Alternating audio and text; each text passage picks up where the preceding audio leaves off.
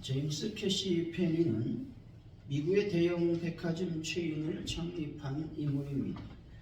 그는 정직과 성실을 바탕으로 사업을 운영하며 미국 전역에 1,400개 이상의 매장을 확장했습니다. 그의 성공의 비결은 뛰어난 사업 감각이 아니라 아버지의 가르침에 대한 순종이라고 고백하고 있습니다. 사업을 하면서 아버지의 교훈을 절대로 잊지 않았습니다. 그의 아버지는 정직하라고 가르쳤습니다.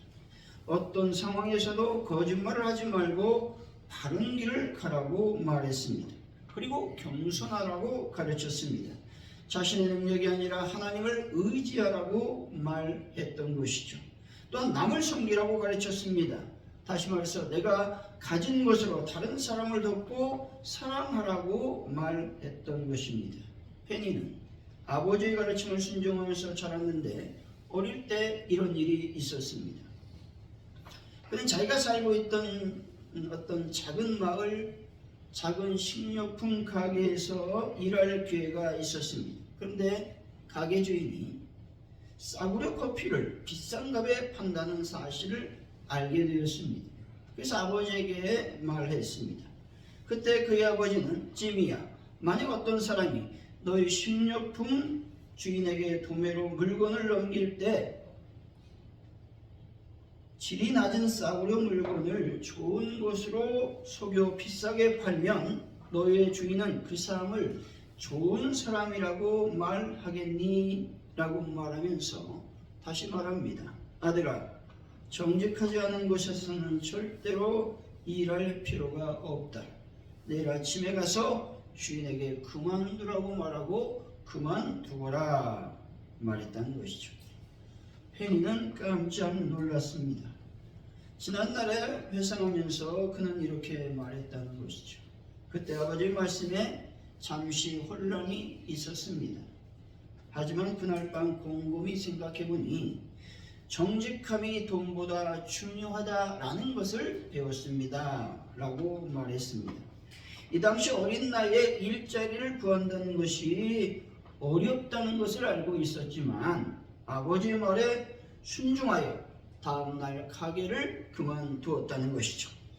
페니는 아버지께 배운 정직과 신앙의 원칙을 끝까지 지켰으며 수익의 상당 부분을 교회와 자선단체에 기부했습니다. 그는 하나님께 순종하고 정직하게 살면 하나님께서 모든 것을 공급해 주십니다. 라고 말했습니다.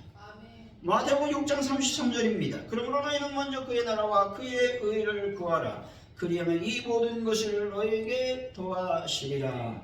아멘. 예수님께서 무엇을 먹을까, 무엇을 마실까, 무엇을 입을까에 대한 염려를 말씀하시면서 결론적으로 말씀하신 말씀입니다.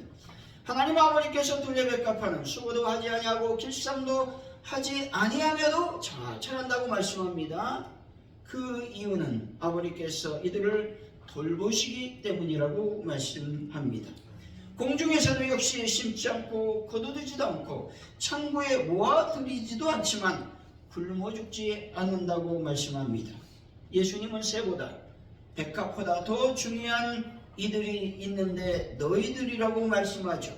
오늘날로 말하면 여러분들이라고 말씀하고 있습니다. 정직하고 성실하게 사는 삶이야말로 하나님의 복을 받는 지름길임을 믿으시기 바랍니다.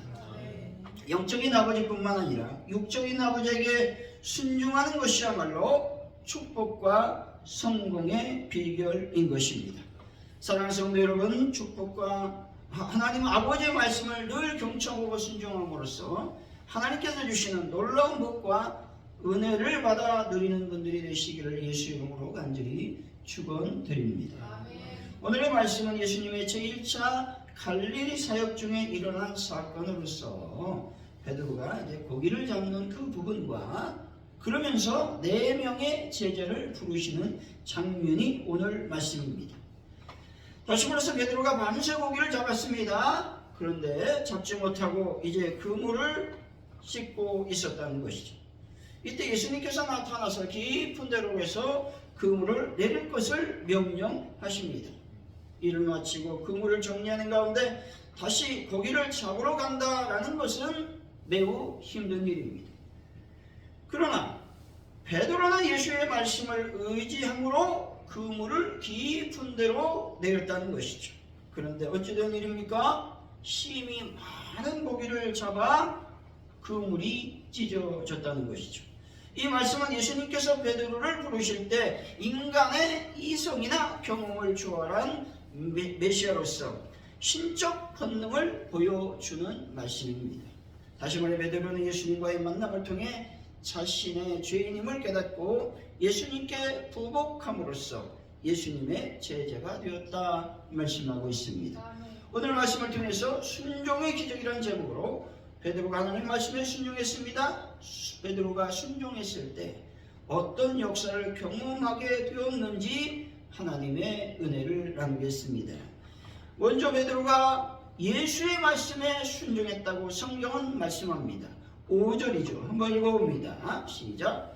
시몬이 대답하여 이르되 선생님 우리들이 밤이 새도록 수고하였으되 잡은 것이 없지만은 말씀에 의지하여 내가 그물을 내리이다 하고. 아멘. 여기서 말씀에 의지하여라는 말씀은 예수의 말씀에 순종했다라는 의미죠. 여기서 말씀이라는 것은 당신의 말씀이란 뜻으로서 3절에서는 이렇게 말씀하죠. 가르침의 말씀. 4절에서는 명령을 포함한 모든 말씀을 가리키는 겁니다. 3절에서 4절이죠. 시작. 예수께서 한 배에 오르시니 그 배는 시몬에 가라. 육지에서 죽은 떼비를 청하고 앉으사 배에서 우리를 가르치시더니 말씀을 마치시고 심령이 이르시되 깊은 데로 가서 그물을 내려 고기를 잡으라. 아멘. 베드로는 자신의 배 위에 가르쳐 주시는 예수의 말씀을 깊이 있게 들었습니다. 예수님께서 가르치신 말씀은 랍비들이나 서기관들 같은 교사들이 가르치신 어떤 율법 내지는 성경, 모세 오경이었을 것입니다. 근데 거기에서 베드로는 예수의 말씀이 권세가 있고 진실하다는 사실을 깨닫게 되었을 것입니다. 그래서 예수님이 무슨 말씀을 하시든지 그대로 순종하겠다고 결단을 했다는 것입니다.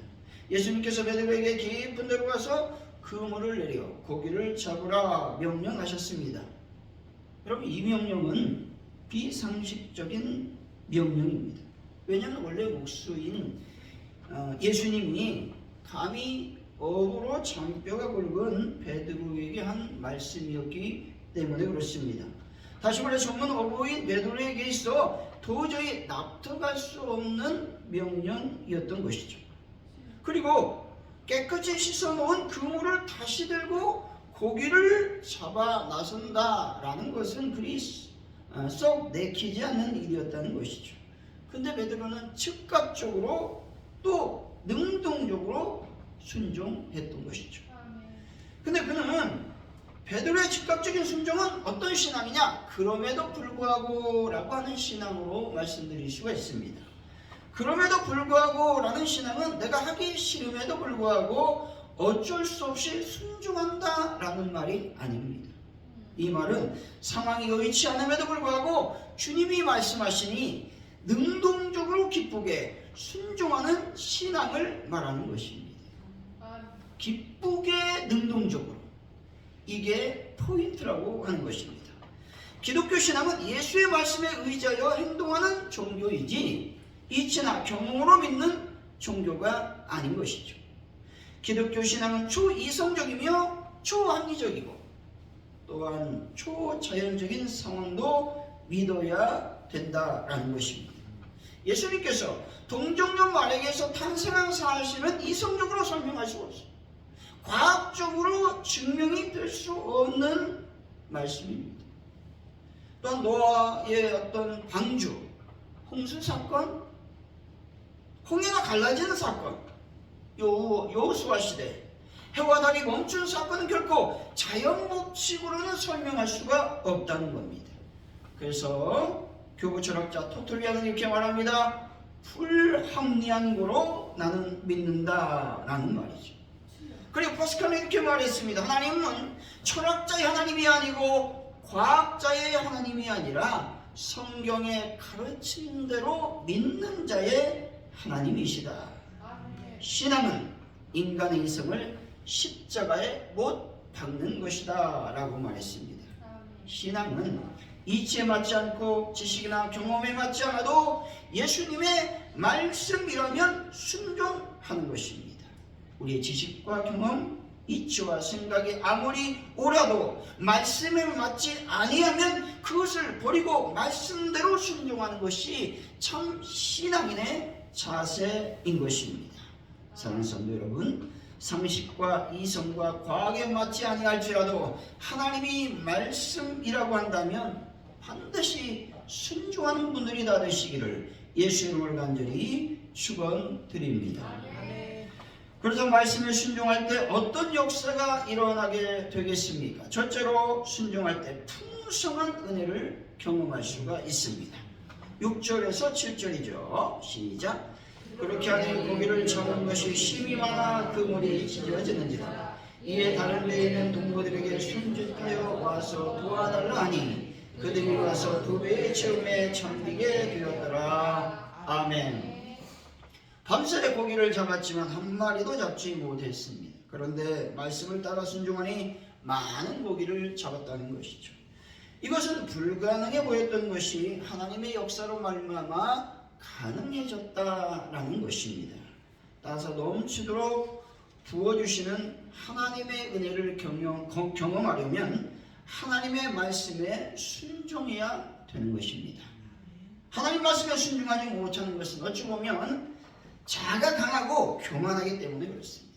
다시 말해서 자신의 생각과 계획이 더 높아 보이고 내가 무엇인가 할 수 있다고 하는 교만한 생각 때문에 하나님의 말씀에 순종하지 못하는 것입니다. 여러분, 하나님 말씀에 철저히 순종하는 분들이 되시기를 바랍니다. 빌리 브라이튼이라고 하는 분이 있는데 이분은 1794년 영국 코널이라고 하는 지역 가난한 광부 가정에서 태어났습니다. 정규 과정을 거의 받지 못했습니다. 젊은 시절에는 술과 방탕한 생활을 하며 세상의 쾌락을 따라 시간을 보내며 살았다는 것이죠. 습관적으로 교회는 갔지만 그는 변화되지 않았습니다. 근데 어느 날 교회에서 하나님의 말씀이 들려집니다. 에베소 5장 5절의 말씀이 그를 강권하기 시작했다는 것이죠. 너희도 정녕 이것을 알거니와 음행하는 자나 더러운 자나 탐하는 자 곧 우상 숭배하는 자는 다 그리스도와 하나님 나라의 기업을 얻지 못하리니. 아멘. 이 말씀이 그를 성령님의 강력한 역사로 말미암아 회심을 시켰다 말씀하고 있습니다. 술과 방탕을 생활하던 중 깊은 죄책감과 절망 속에서 하나님을 찾게 되었고 하나님의 놀라운 은혜를 경험하기 시작했습니다. 그는 하나님께서 나를 예수의 피로 깨끗하게 씻겨 주셨습니다. 이제는 기뻐 뛰어야 합니다 라고 그 당시를 회상하며 말했습니다. 그는 광고에서 복음 전도자로 변화되었고 어디를 가든지 복음을 전하는 일을 멈추지 않았습니다. 그리고는 항상 기뻐하며 찬양하고 전도했습니다. 사람들은 그를 조롱하기도 했지만 오히려 더 크게 찬양하고 춤을 추며 하나님을 높여드렸습니다. 시편 37편 4절의 말씀입니다. 기뻐하며 여호와를 즐거워하라. 그가 내 마음의 소원을 이루어 주시리라. 아멘. 이 말씀이 그를 기뻐 뛰게 했다라는 것입니다. 여러분, 하나님의 일을 기뻐하며 즐거워하는 분들이 되시기를 바랍니다. 그럴 때 하나님께서 반드시 여러분의 소원을 이루어 주시는 것입니다. 그는 내가 기뻐 뛰지 않을 수 있겠습니까? 하나님이 나를 구원해 주셨는데 말입니다 라며 간증하고 있습니다. 그는 특별히 광부들과 가난한 사람들을 위해 교회를 세웠고 그들에게 복음을 전했습니다. 하나님은 그의 순종을 통해 많은 영혼을 구원하셨습니다. 재정이 전혀 없는 가운데 교회를 세울 때 사람들은 이렇게 비아냥 거렸습니다. 아니 돈도 없이 어떻게 예배당을 짓겠단 말이야 라고 조롱을 했다는 것이죠. 하지만 그는 단호하게 이렇게 말합니다. 하나님 아버지의 금광이 내 것이 아니겠는가? 내게 필요한 것을 하나님이 주실 것입니다 라고 고백했습니다. 결국 하나님께서 풍성하게 모든 것을 공급하심으로 예배당을 세울 수가 있었습니다. 그는 마지막 순간까지 나는 천국으로 가고 있습니다, 기쁨으로 뛰어가고 있습니다 라고 외치면서 하나님의 부르심을 받았다라는 것입니다. 하나님의 일하심은 풍성하게 우리들을 채워주실 것입니다. 하나님 말씀에 순종하기만 하면 반드시 하나님은 풍성한 은혜를 채워주실 것입니다. 베드로전서 5장 7절의 말씀이죠. 너희 염려를 주께 맡기라. 이는 그가 너희를 돌보심이라 말씀합니다. 하나님의 말씀에 순종하지 않을 때 염려가 생기고 근심이 생기며 생각이 많아지는 것입니다. 하나님의 말씀에 순종하지 않으니 풍성한 은혜를 경험하지 못하는 것입니다. 여호수아서 6장 10절의 말씀입니다. 여호수아가 백성에게 명령하여 이르되 너희는 외치지 말며 너희의 음성을 들리게 하지 말며 너희 입에서 아무 말도 내지 말라. 그리하다가 내가 너희에게 명령하여 외치라 하는 날에 외칠지니라 하고 말씀합니다. 여리고성이 무너지는 것은요, 하나님의 명령에 철저히 여호수아가 순종했고 또한 더불어 백성들이 여호수아의 하나님의 말씀을 순종했기 때문에 가능한 일이었습니다. 여리고성을 하루에 한 번씩 돌아라는 거예요. 그리고 7째 날에는 7바퀴를 들고 다 함께 외치라는 명령이 과연 성을 무너뜨릴 수 있는 기가 막힌 책력이었겠느냐 하는 것입니다. 이것은요, 인간적인 이성으로는 결코 합당하지 않는 명령이었다는 것이죠. 하지만 여호수아 백성들은 그 말씀에 순종하였고 여리고성이 무너져서 무혈 입성을 하게 되었다라고 하는 것이죠. 하나님 말씀에 순종하기만 하면 반드시 풍성한 은혜를 누리게 된 것입니다. 사랑하는 성도 여러분, 하나님 말씀에 능동적으로 순종하심으로 하나님께서 주시는 풍성한 은혜를 경험하는 분들이 다 되시기를 예수 이름으로 간절히 축원드립니다. 두 번째, 말씀에 순종할 때 어떤 역사가 일어나겠습니까? 삶의 방향이 바뀌는 역사가 일어나는 것입니다. 10절이죠. 한번 읽어봅니다. 시작. 베드로의 아들로서 시몬의 도목자인 야고보와 요한도 놀랐습니다. 예수께서 시몬에게 이르시되 무서워하지 말라. 이제 오늘 내가 사람을 취하리라 하시니. 아멘. 예. 내가 사람을 취하리라 라는 말은 내가 사로잡을 것이다. 누구를? 사람을 사로잡을 것이다 라는 의미로서 베드로를 언젠가 사람을 구원하는 전문 전도자로 삼을 것임을 말씀하는 것입니다. 다시 말해서 앞으로 베드로가 담당하게 될 사역은 사람을 낚는 어부가 된다는 말입니다. 이것은 하나님이 주시는 권능으로 죄 중에 있는 영혼들을 생명의 길로 인도한다라는 것이죠. 삶의 방향이 바뀐다는 말은 단순한 변화가 아니라 삶의 목적과 가치관, 선택의 기준이 새롭게 정렬이 된다라는 의미가 있습니다. 8절이죠. 읽어봅니다. 시작. 시몬 베드로가 이를 보고 예수의 무릎 아래 엎드려 이르되 주여 나를 떠나소서 나는 죄인이로소이다 하니. 아멘. 베드로는 예수님께 자신의 죄인임을 고백하면서 예수님께 무릎을 꿇었습니다. 왜냐하면 그는 예수님의 가르침과 기적을 체험하면서 예수님은 거룩한 분이심을 깨달았다라는 것이죠. 반면에 자기 자신은 하나님 앞에 부끄러운 죄인임을 너무나 분명하게 알았기 때문에 그렇습니다. 여기서 죄인이라고 하는 말은 헬라어 원문으로 보면 죄로 물든 남자라는 의미로서 거룩하신 하나님의 뜻에 일치되는 삶을 살지 못하는 생활 전반의 죄를 가리키는 말씀입니다. 베드로는 예수님을 신적 권위를 띠신 하나님으로 인정했다는 것이죠. 그 순간 거룩한 예수님과 온통 죄악으로 오염된 자기 자신 사이에 놓여있는 극복할 수 없는 차이를 인정하게 되었다는 것입니다. 그래서 베드로는 자기 자신을 죄인이라고 고백하고 있는 것입니다. 그리고 이런 고백은 삶의 모든 방향을 바꾸는 계기가 되었다라는 것이죠. 여러분 자신이 죄인임을 인정하시고 고백하는 분들이 되시기를 바랍니다. 인도의 어머니라고 불리는 에미야 카마이큐라고 하는 선교사가 있습니다. 이번 인도에서 1901년 도나모 복음 선교회를 조직해요. 버려진 아이들 위한 보호소와 학교를 운영했습니다. 50여 년 동안 1000여 명이 넘는 아이들을 직접 양육을 했다는 것이죠. 인도에는 당시 힌두교 사원에서 어린 소녀들이 신전 참여로 헌신되는 끔찍한 전통이 있었습니다. 부모가 가난하여 아이를 사원에 팔거나 원하지 않는 아이들을 버리는 일이 빈번했습니다.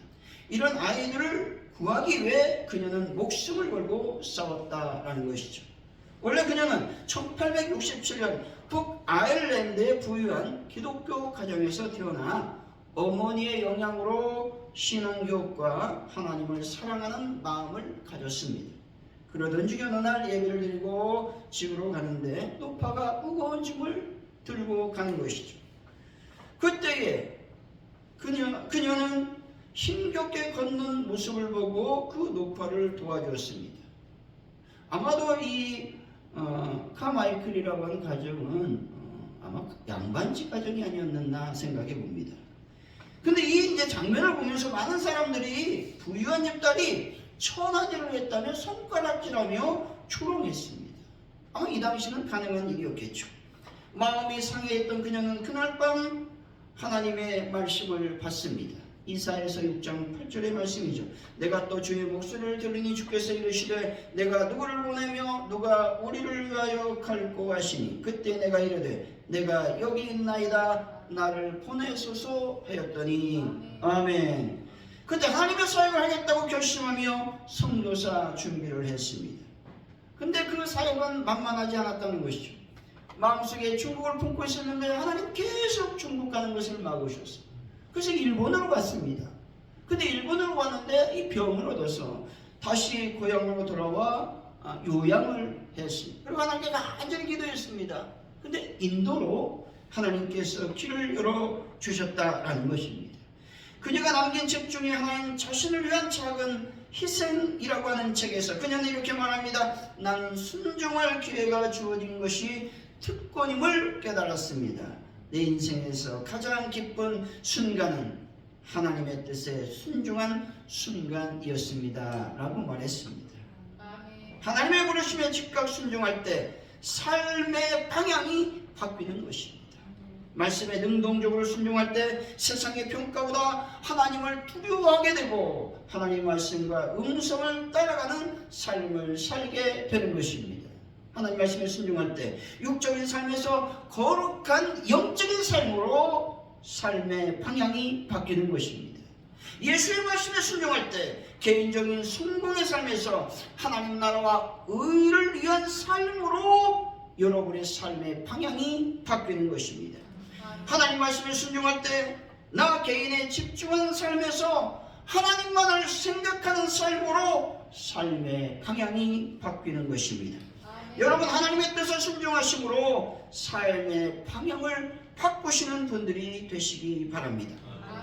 결론적으로 하나님 말씀에 순종해야 됩니다. 순종할 때 풍성한 은혜가 임하고 삶의 방향이 바뀌는 것이죠. 사랑하는 성도 여러분, 하나님 말씀과 뜻에 순종함으로 하나님의 풍성하신 은혜, 하나님의 공급하심과 하나님의 인도하심을 경험하는 귀한 분들이 되시기를 예수의 이름으로 간절히 축원드립니다. 기도합니다. 하나님 아버지, 우리가 하나님 말씀에 순종하길 원합니다. 순종했을 때 하나님의 풍성한 은혜, 또 나의 삶의 변화, 방향이 바뀌는 것을 경험하게 되는 것이죠. 날마다 주님의 은혜를 사모하며 하나님의 말씀에 순종한 삶을 살 수 있도록 영광을 받아 주옵소서. 감사합니다. 예수님의 이름으로 기도하옵나이다. 아멘.